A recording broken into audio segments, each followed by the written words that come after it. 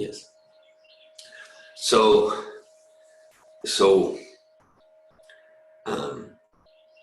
even after Arjuna submits himself as a disciple of Krishna, Karpanido dosha patasvabhava prichamitam Dharmasamudha chaitaya treyashan nischaya bhuitam eshishasteham sarimam tvam prapanam. He says, Arjuna says, yes, I'm confused and lost. And in this condition, I ask you, please direct me, please guide me. Now I am your disciple, and the soul surrendered unto you. So Arjuna, even after that, Krishna speaks, and sometimes Arjuna says, well, you're saying that, but that's not practical. Yeah, but you said that here, and you said this here. How does that make sense? I have a doubt about that. Now, Arjuna is sharing. He's not pretending he doesn't have doubts. He's not suppressing them. He's not pretending he understands something that he doesn't understand. He's not pretending the dots connect when they don't connect. So we can follow the spirit. At the same time, he's not cynical. He's not like, well, you said that, and over there you said it doesn't make sense. It's contradiction. Forget it. I don't care. You don't know anything. No, he's trusting that his spiritual teacher, Sri Krishna, can resolve his doubts. And he's asking, you might say with some healthy skepticism and full open-mindedness and full trust. So the more we hear, the more our doubts are cleared. Not that we pretend to clear them, but we really get realized knowledge that clear our doubts. And that's true in any subject. Just like if someone wants to learn physics or mathematics, okay, so we use our intelligence to find a teacher. Maybe we find a university program or a university course, and then we take the course, the degree program. Here's the professor, here's the book, and then say, oh, then we just turn our brain off. No, then it's an important part of the process that our intelligence is clear. We say, oh, and you said this, and you said this, and the book says that. I'm not understanding. Please resolve my doubt. With full trust that the professor can do it. And the professor has the knowledge. And this is part of the process, our intelligence. And so, as we see in the purport, Prabhupada quotes an oft-quoted series of 5 verses from the Bhagavatam, 2nd chapter, 1st canto. And that series of verses from the Bhagavatam also starts with hearing and ends in doubts being cleared. Srinvatam Svakta Krishna Punya Shravan Kirtanam Vidyan Jistoya Bhajani Vidunati Srimitatam. Sri Krishna, the personality, I'm giving a slightly different translation, same meaning, but a different translation than we read here that Prabhupada gives in the Bhagavatam. Sri Krishna, the personality of Godhead, who is a Paramatma super soul in the heart of all living entities. And the benefactor of the truthful devotee cleanses the heart from material desire for the devotee who has developed the desire, the urge, the attraction to hear his messages, which are in themselves virtuous when properly heard and chanted. So it starts with hearing. In practically any field, knowledge starts with hearing, even in material fields. We could say, I don't believe it unless I can see it, but seeing is overrated, right? If we, examples we give often, do we believe that Tibet exists? Of course I believe Tibet exists. Well, maybe most or all of us, we've not seen Tibet. Well, I saw it on TV and I trust the documentary maker. I have a friend who went to Tibet. Means I heard from him and I trust. So similarly for this transcendental knowledge, we're hearing from Krishna, we're hearing from Srila Prabhupada.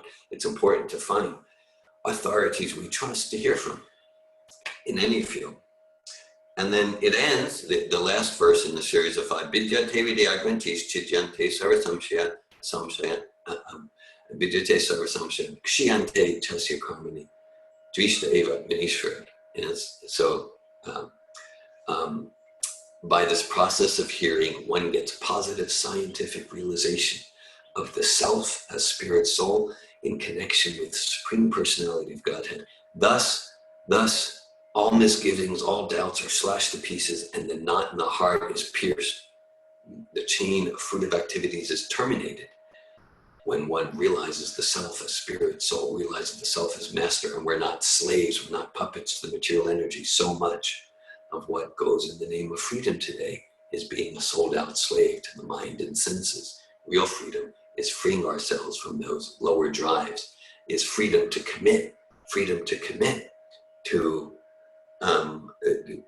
disciplines that will serve our highest purpose. Now it's interesting here, because in the way Prabhupada purports that Vijayate Vidagrantish, the way he translates it is, thus Bhakti Yoga severs the hard knot of material affection and enables one to come at once to the stage of Asamshayam Samagram, understanding of the supreme absolute truth personality of Godhead.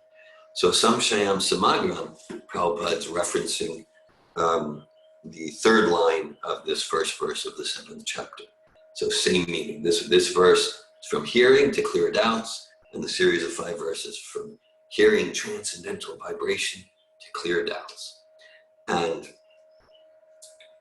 hearing Bhagavad Gita, this is the sort of hearing. Hearing and chanting the Hare Krishna Maha Mantra, Hare Krishna, Krishna Krishna, Hare Hare, Hare Rama, Rama Rama, Hare Hare. This is transcendental vibration that moves us to realization of transcendental knowledge and clears the mind of doubt and pierces the knot of false ego, pierces the false attachment of the self to matter. Okay. And so it's a process. These 5 verses describe the process, starting with hearing and Nasta Preshva Vajra to Nityam Bhagavate Sevya, and regularly attending classes on Bhagavad Gita and Srimad Bhagavatam. That's part of the process. Doing just what we're doing, and hearing and discussing and exchanging. This is Ishtagoshti. This is Sadhu Sangha. And then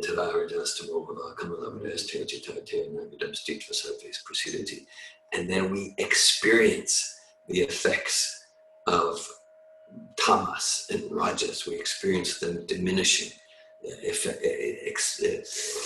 Things like lust and greed and desire, and I have to have that, and envy and jealousy. And then the spirit soul on that devotional path increasingly experiences sattva, enlightenment, and becomes truly happy, and the heart is pierced. And so this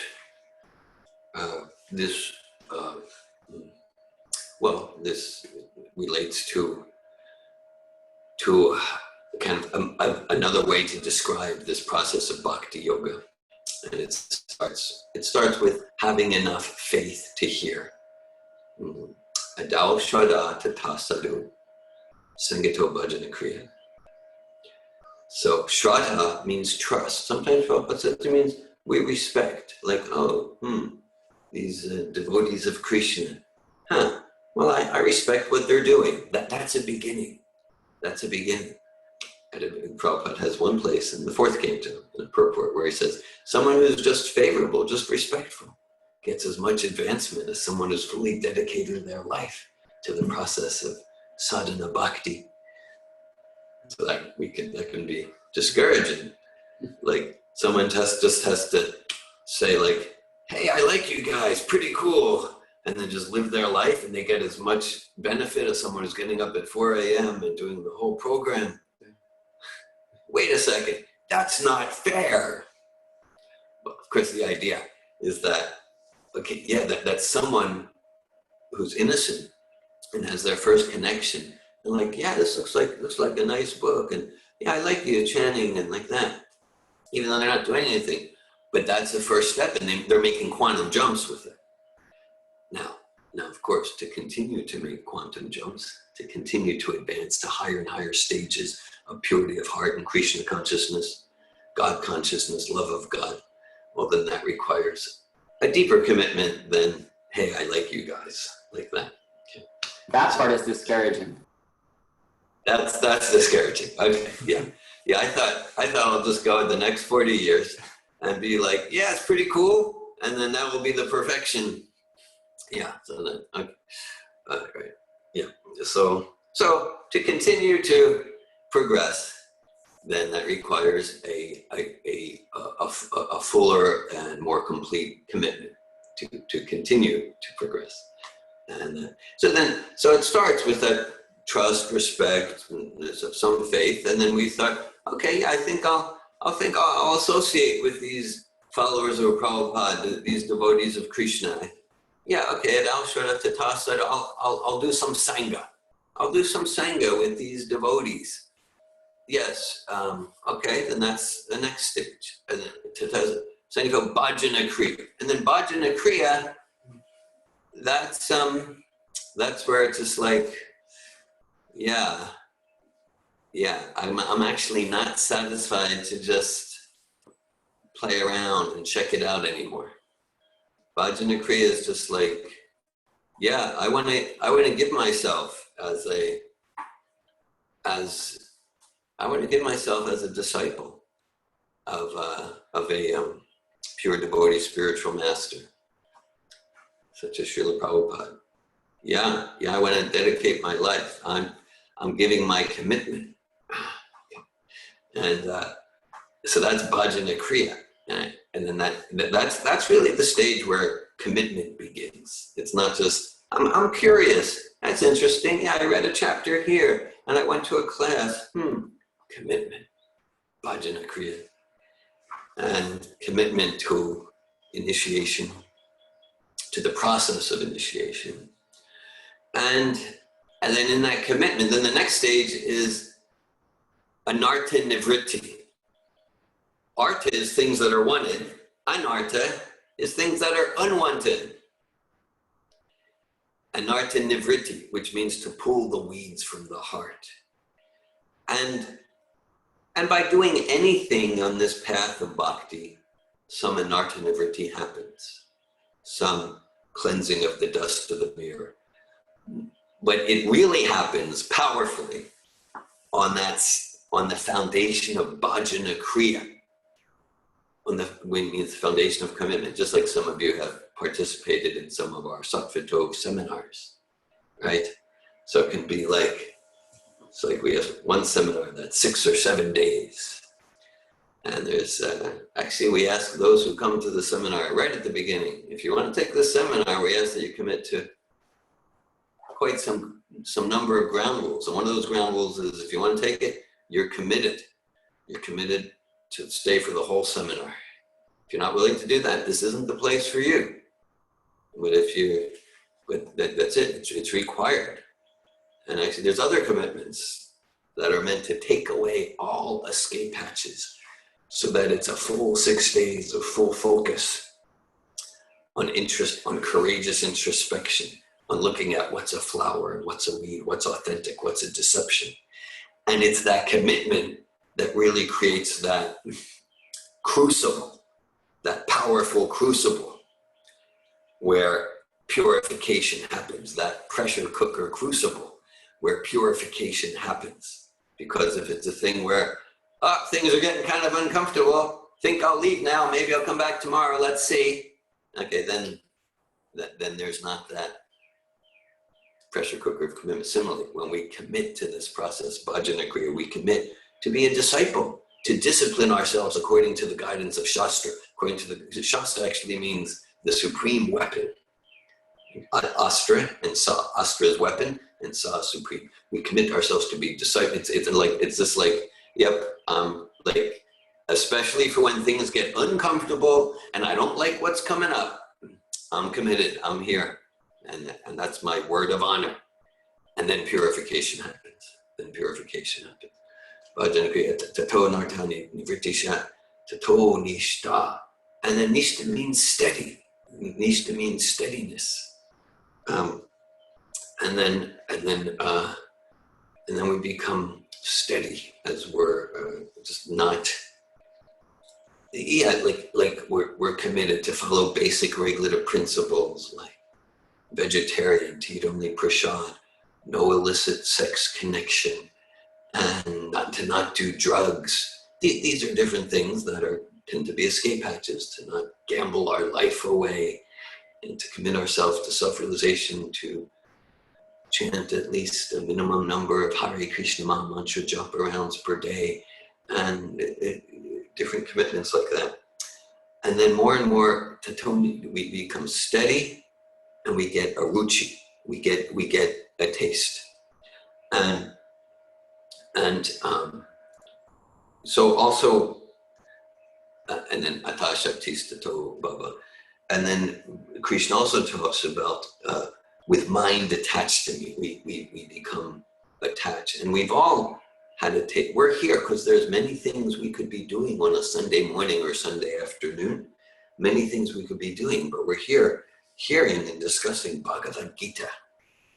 So there's many things. So we must have some taste. We must have some taste, and this is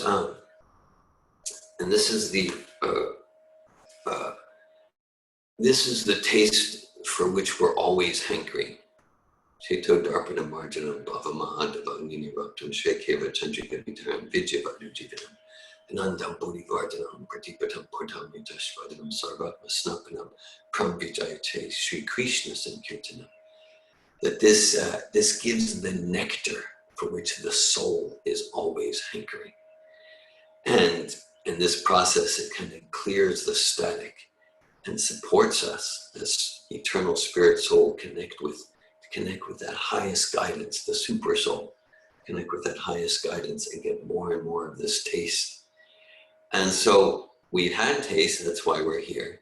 And through this process, starting with hearing, starting with some trust in the process associated with devotees of Tam Prasangam Mamavirya Samvido, through this process, then we become more steady. Because just because we've experienced taste, it doesn't mean that we're steadily at the stage of a taste for Krishna consciousness. And so like we get tastes of these higher stages, we get tastes, and that encourages us. Let me give myself more enthusiastically to the process. Like, in a sense, if we were steady at the stage of ruchi, taste, if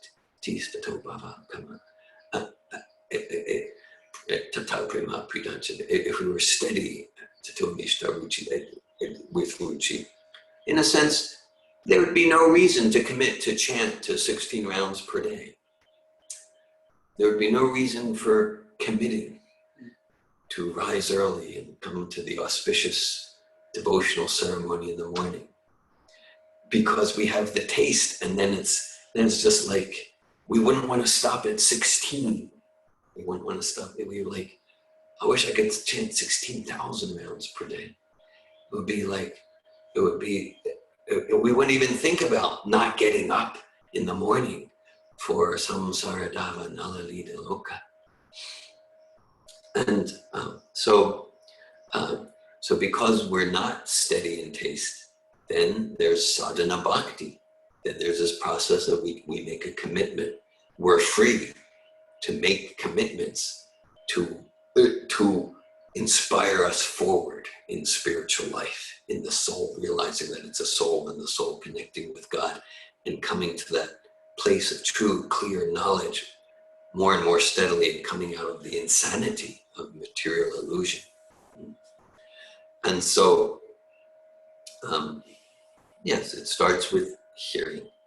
I was just speaking with Marie Malini yesterday, and we were both appreciating how our households, there are places of constant shravanam kirtanam. And we're talking about how our housemates are engaged in kirtan and shravanam kirtanam, and we were saying, yes, this is a very joyful, blissful atmosphere. We were sharing with each other with appreciation. Just last night, as I was falling into ignorant sleep, I was hearing Keith and Ramachandra doing this beautiful kirtan. This was Vaikuntha. This is Vaikuntha. And so that's our opportunity. That's really our responsibility in the human form of life, to arrange our life to be Krishna conscious 24 hours per day. If we're not at 24 hours, then okay, wherever we're at, let's increase that hearing and chanting, increase that service to the spiritual master, increase the service to Srila Prabhupada.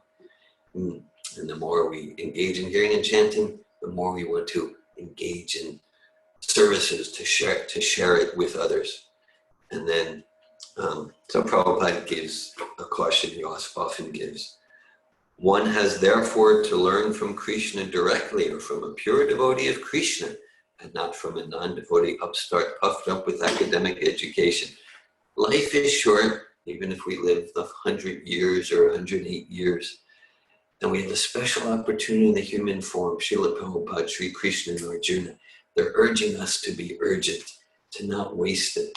There are so many things being spoken in the name of spiritual life, even spoken in the name of Bhagavad Gita. So many things spoken in the name of yoga. And what's that? Of Prabhupada. It's true.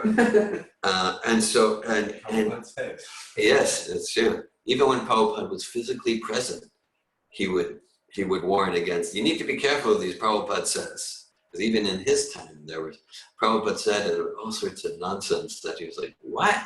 And he would need to clean up the mess and things like that. So, yeah, we owe it to ourselves to not cheat ourselves, to not be fooled, to not be cheated in the name of spiritual life, and then we become cynical and jaded.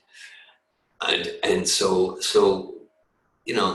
we have the real thing here, Sri Krishna speaking, and we get it through the pure devotee of Krishna, also the greatest Vedic scholar of the modern age, Srila Prabhupada. Now, we're not saying this is the only way. We're saying this is definitely a bona fide, effective way, effective path to achieve transcendental knowledge, to realize who we are, and to develop attachments to serving God with love and devotion. As Krishna, the 7th chapter is entitled Knowledge of the Absolute. The first 6 chapters, in a sense, focus on realizing the difference between spirit and matter, soul and body. And it culminates in the highest yoga practice, Bhakti Yoga. And now we have this verse here. And then Krishna goes on in verse 2.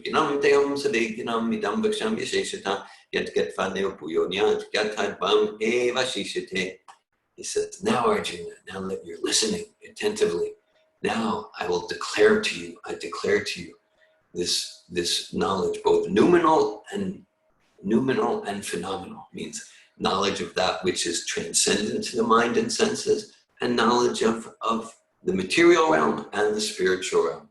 And Krishna goes on to say, Manushinam sahasreshu kashchit yatati siddhaya yatatam api siddhanam kashchit ram patitavata. Krishna says, this was 5,000 years ago, what to speak of now. Krishna says it's rare that someone takes seriously to self-realization and God consciousness. And even amongst those 1 in thousands who take somewhat seriously to self-realization and developing love for God, it's only like 1 in thousands of them, or 1 in millions of them, who actually come to Bhakti Yoga and don't get distracted by any of the distractions, pitfalls on the path of spirit, by the mystic powers of yoga, by false teachers like that. And then Krishna describes material energies, Bina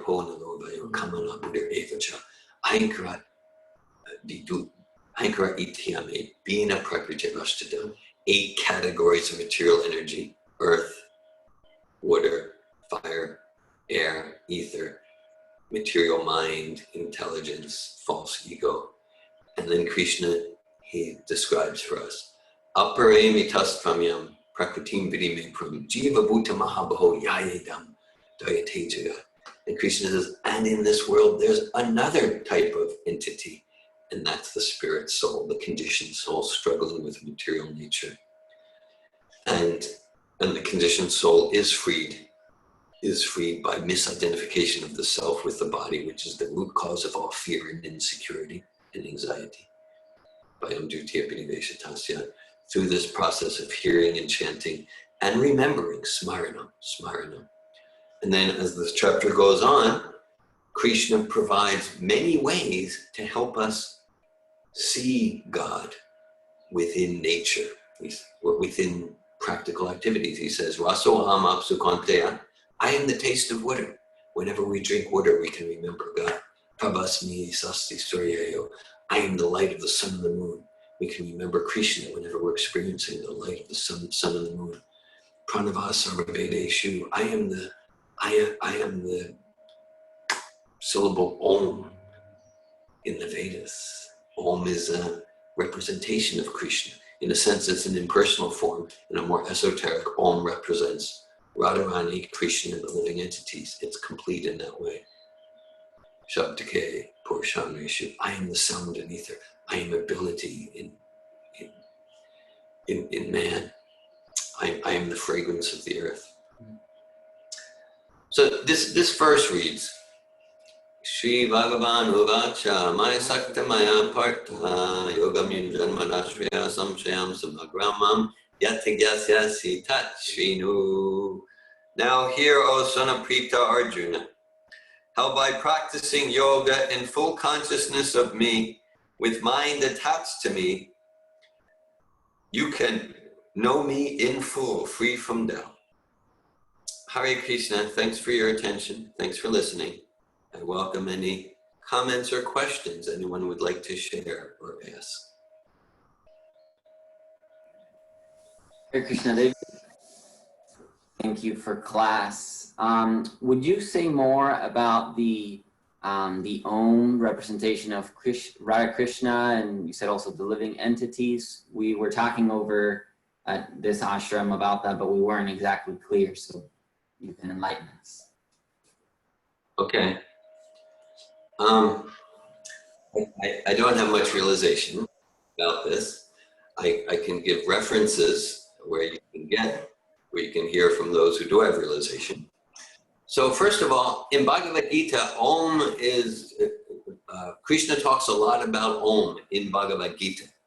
Some of the places are 7th chapter, 8th chapter, 9th chapter, 17th chapter, and so Om is described a lot. Om Tat Sat, that mantra is given in Bhagavad Gita, 17th chapter. Okay. So Om it's usually seen as like an impersonal representation of the Supreme Personality of Godhead. For those, and so it connects with certain people where they're at, and so it's a very purifying mantra. It's 3 syllables, A-U-M, Om. I don't have the pronunciation. Okay, so now as far as, so according to one's person, but now like for a devotee, for a devotee of Krishna, Om has another dimension of meaning, and that is the, okay, I think it's the, well, so it's Radha, Krishna, the living entities. I think A is Radharani, U is Krishna, maybe it's the other way around, and M is living entities. So that's it. Now, where I get this from is from Srila Prabhupada, and there's a purport, maybe more than one purport, but there's at least one long purport in Chaitanya Charitamrita, and Prabhupada quotes Jiva Goswami. I believe he's quoting Jiva Goswami in one of his Sandarbhas, or maybe it's the Sarvas, maybe, yes. So he's quoting Jiva Goswami. And Jiva Goswami reveals this truth about Om. And it's an intricate, lengthy purport in the Chaitanya Charitamrita, and Jiva Goswami talks about Om from the realization of devotee is Radha, Krishna, the living entities. And so that's what I have for you. You or anyone can find that purport. I love to research Prabhupada's book, so I'm glad to find it after the morning program and give you the reference. Okay. David, it seems yes. Your description reminds me of like how the yogis are seeking to realize God in the heart. And then for the yogis, they realize Vishnu in the heart, Kshirodakashaya Vishnu. And then the devotee, with a salve of love, they see Shyamasundar And it seems that it's a very similar situation for the Om, for the impersonalist, and then for the devotees. Yeah, I'd say that's a perfect ideal comparison. Yeah, generally we think of the super soul or our form in the heart, but the devotees, Yam Shama Sundaram Chintya Gunasrupam, the devotees realize the super soul as the source of the super soul. Shama Sundar, threefold graceful form of Krishna playing the flute there. So it's similar, like so the devotees' realization about Om is Radha Krishna living entities. And again, Jiva Goswami, as described in the purport from Srila Prabhupada, gives more detailed understanding. Thank you. Thank you. Okay, I have another question. So in other, I don't even know that I would call them spiritual traditions, but something that I've heard before is that like every one of us has incarnated as every other person. Like the example that I recall hearing is like, don't judge anyone because like you've been Hitler at some point, so whatever, that's inside of you or something. And I know the Shastra says, yeah, we go through all the, or I don't know if it's all, but we go through the 8,400,000 different apartments or positions. Is there any validity, any truth? And like, yeah, we've all been whatever, Obama, we've all been Eze, we've all been Hitler, we've all been Dhira, Govinda. Is there any kind of truth in the Shastra about that? Well, I mean, kind of the way you described it, that yeah, the spirits all 8,400,000 species. So, I mean, I don't know the meaning that like we've been this person, but not that we've been that person. I'm not sure of anything like that. But just like yeah, let's just say it's highly likely and probable that each of us has been in a position of power and misused it terribly, like Hitler or Stalin. We've been in demigod bodies. It's highly likely that we've been in the bodies of worms in stool. Most remembrances of reincarnation that I hear about, and people somehow they tend to remember that they were Cleopatra or Julius Caesar, but they seem to never remember that they were a worm in stool. I don't know why that is. Anyhow, so yes, I mean, like I don't know what that means. Like we were, you know, Hitler like that, but you know, it's healthy. Like the way you described it, I think it's a healthy mentality. I know it's a healthy mentality that like we can think of someone doing whatever disgusting, foul thing, and to realize that but for the grace of God, there goes I. That I have that propensity for the miserable actions, and I've done miserable actions that I've concealed, but I'm not concealing it from the super soul. Krishna knows everything.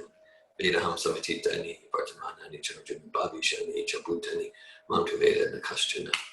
That Krishna says, I know past, present, future, I know all. So, yeah, it's a healthy mentality to help us to stay out of hiding behind judgments and to be in a compassionate space. That, you know, whatever someone's done, someone might do something terrible and they deserve compassion, and maybe they also belong in prison. That's not a contradiction. You know, that's something else.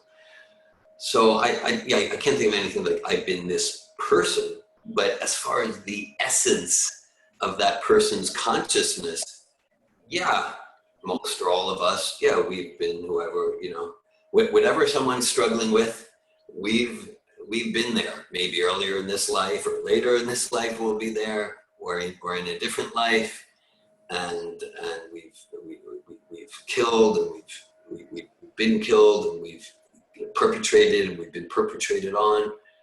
So, that's a healthy mentality that I have that anarcha. I have that perversion within me. I have that propensity. And by the grace of God, not by my great purity, by the grace of God, I'm protected. So let me have compassion for this person. So that, I don't know if that responds to your question. Yeah, it does. Because I was thinking about that yesterday. It just spontaneously came to my mind.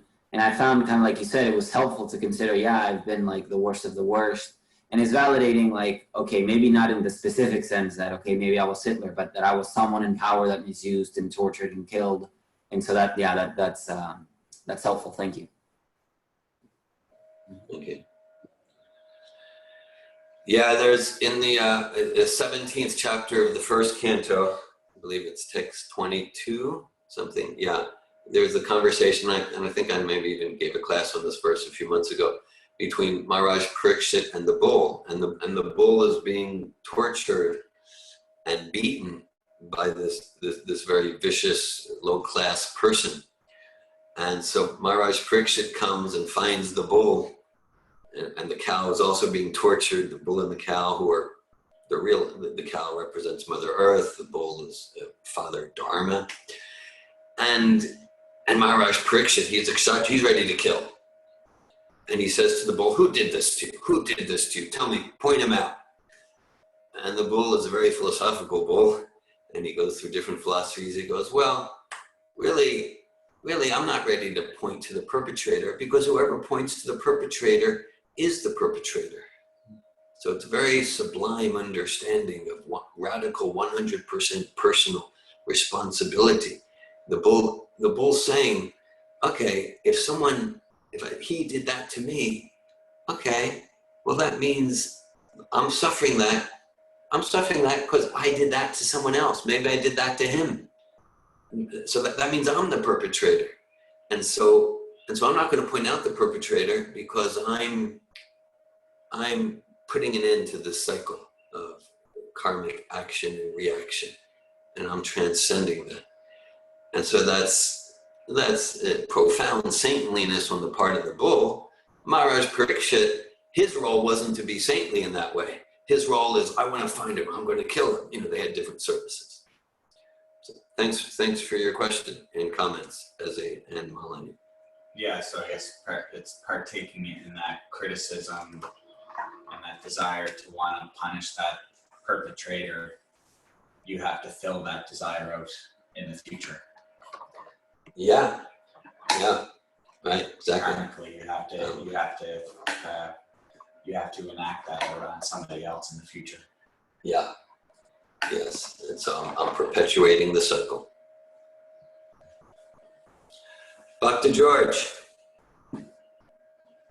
Hare Krishna, David. I'm appreciating very much the wording of the purport, the phrase of having a taste for hearing, specifically on a personal level for me in the context of explaining to people outside of bhakti or Krishna consciousness why I choose this when there are other paths, even specifically Christianity or something that I was born into, or other kind of people that approach with me with very much sectarian views of, why choose to, to chant this specific words. And I'm appreciating very much the simplicity of saying that I have a taste for it. Because I can make an analogy, as far as having a taste for, chocolate ice cream or vanilla or whatever. I can say to someone, you have a taste for cucumbers and not pickles or whatever. It's very understandable. Rather than going to something like philosophical, let's say, of where, maybe, I don't know what I was in a previous life, because then I'm getting into, reincarnation and things like that, and saying like, by the grace of God, I have some kind of protection or something, rather than going philosophical and heady. It's such a simple way of conveying to someone, like, this person that follows that, based on this name, the things that I do, I have a taste for this, it's simple and beautiful. It's simple and beautiful, simply wonderful. Thanks for sharing, because certainly, I know you're right. There's a time for philosophy, a time to respond based on logic and Vedic reference and like that. At the same time, I have, it's a very satisfying taste. Sometimes Prabhupada gives the example that if someone's eating a meal and then we know we're full, and someone could say, well, how can you prove that you're full? It's like, well, I have an experience. I'm full. I have a taste. I have a taste.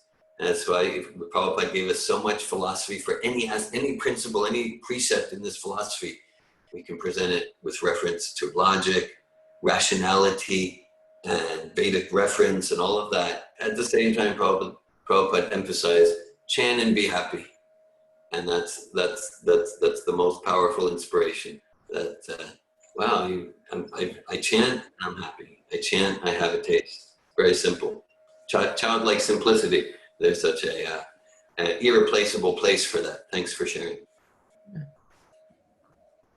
Hare Krishna. Ladini Shakti. I really like, George, your perspective. And then I have a question. So you said that the more we give ourselves into this process of bhakti yoga, the more taste we have.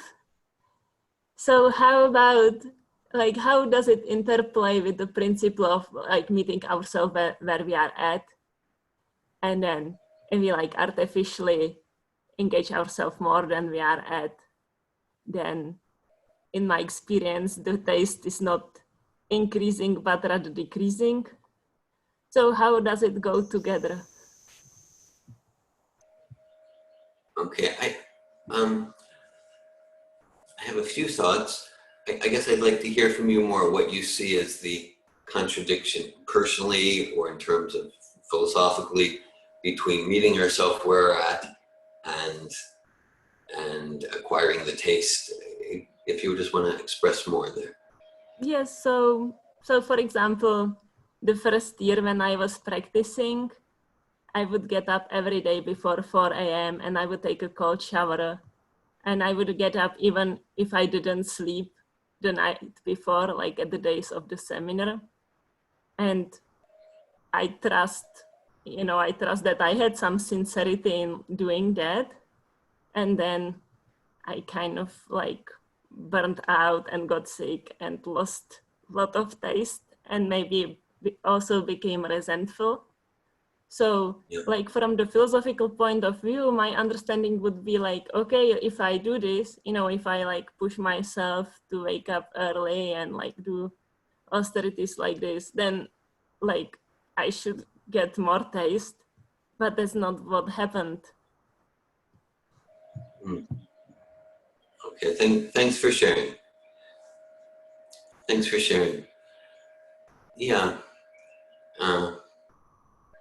I'm reminded of a few letters where Prabhupada's students, they were sleeping 2-3 hours per night, and Prabhupada said, no, you can, if you keep doing that, you're not really at that level of taste. You're going to get sick. You're going to get physically sick. We were discussing in a class maybe a few days ago. Prabhupada said 3 things. First, health, then sadhana, then service. Because it's our responsibility to care for our health. If in the name of, I'm going to do more service, do more sadhana, and then we neglect our health, then emotionally we might become resentful, and then we need to spend more time taking care of our body. So it's part of our devotional service to care for our health. We can see Srila Prabhupada gave a lot of time to care for his health with mustard oil, and so he just with his teeth and neem twigs. In so many ways he cared for his health. He didn't let health considerations interfere with his service, and in the context of his service, he gave attention to caring for his health. So, for example, you might say, between the ages of 74 and 80, it's not a healthy idea to fly around the world on airplane 14 times. Okay. But so Prabhupada wouldn't be, well, to take care of my health, I'm not going to fly to Australia or New Zealand or India. No, that's his service. But within that context, he was conscious of his health. And then I think I can relate to some extent to your experience. I remember, of course, my history is somewhat different than yours, Ladini Shakti. I took prasad. I didn't have any commitment, it was 3 years of taking prasad and hearing some kirtan and classes from Stambadas till I chanted 1 round of japa. And then after I started chanting, then it was about a year later, I moved into a Bhakti Yoga ashram outside of Tel Aviv in a place called Ra'anana, Israel. I remember when I first moved into the ashram, for me, that was a sign of a quantum jump in commitment. And I was feeling bliss. I was feeling blissful, really joyful, really like that, my first days, a week or so. And then I started feeling pretty quickly tormented in the mind, resentful of other devotees, like really nice Prabhus, but I was resentful of them. And my mind was tormented with doubts. All sorts of things came up. And then I struggled for years. And if I look at myself then and now we're looking at practically 40 years later, my understanding is like my taste, me as a spirit soul, my taste was increasing all through those years of being tormented by the mind and emotional, all sorts of emotional stuff coming up from around anger, shame, insecurity. The taste of my soul to read Prabhupada's books and chant was increasing, and at the same time, weeds were coming up. Weeds were coming up, to use the garden analogy. So that just like if we water, the flowers grow, and also the weeds grow. And so, so if we don't pull the weeds, then the weeds take more and more of the water and the sunlight and the nutrients, and then the weeds can strangle. They can cover the flowers, and so that's why this anartha nivritti. It's a vital part of the process. Because I can definitely relate that once I made a real commitment, pretty soon after that, weeds came up that I didn't even know was there. And I wasn't seeing them as weeds. I was just seeing them as, this guy here, that guy was pointing the finger at others, and I was a mess emotionally and mentally. I still am, but I'm in the process. And I know that to the extent that I let weeds go unpulled, then that interferes with cultivating and acquiring the taste for Krishna consciousness. It interferes. So it's like a simultaneous process that, every time I read Prabhupada's books, hear his lectures, chant my 16 rounds, chant Hare Krishna, have these morning programs, I am increasing my taste. And simultaneously, other things that I do during the day that feed the anartha, feed the unwanted thing, then that disconnects me from the taste of Krishna consciousness. That alienates me from realization of who I am as a spirit, soul, in connection with Krishna. So, and I'll share that what I'm sharing, what you're sharing, I've been around for about 40 years, in these communities, in this process, and it's pretty common. But Prabhupada would emphasize that noticing the weeds, and pulling them with the help of caring, honest association of others who can support us in the process. So that pulling the weeds is an important process to keep the taste steadily deepening and growing. And if we don't do that, then I become quite distant and alienated from the nectarian taste of of the processes of bhakti yoga. Thank you. I really appreciate your response. Thank you, Ladini Shakti. Hare Krishna. Hare Krishna.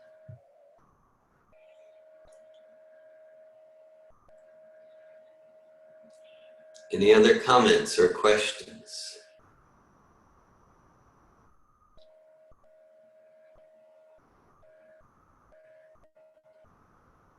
I was wondering if you can give us maybe an extra parallel how to hear and chant virtuously and properly. Talking about hearing virtuously and properly.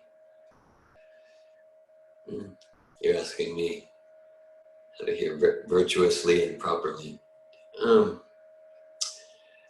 For me, I mean, what comes to me in regards to that question is lifestyle. That to the extent that I'm clean and sattvic in my habits, maybe it's my habits around what I'm doing with my anger, or maybe it's my habits, what I'm doing with screen time. Right? Practically everyone these days is struggling with screen time. Oh, what I'm doing with my eating, what I'm doing with my sleeping. And to the extent that like my habits are reasonably sattvic, then my hearing, chanting is has potency, is clean. And to the extent that my habits are lower mode, and it's I'm like a puppet being pulled by the tongue, the belly, the genitals, the eyes. Then when I'm doing the direct hearing and chanting, then they can feel like walking through 3 feet of sludge. So that's what comes to me. Hare Krishna.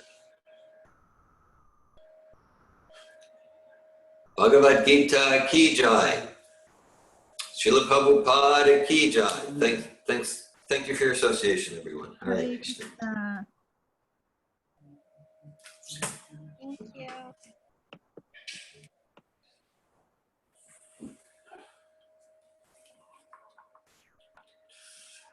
Jai Ho.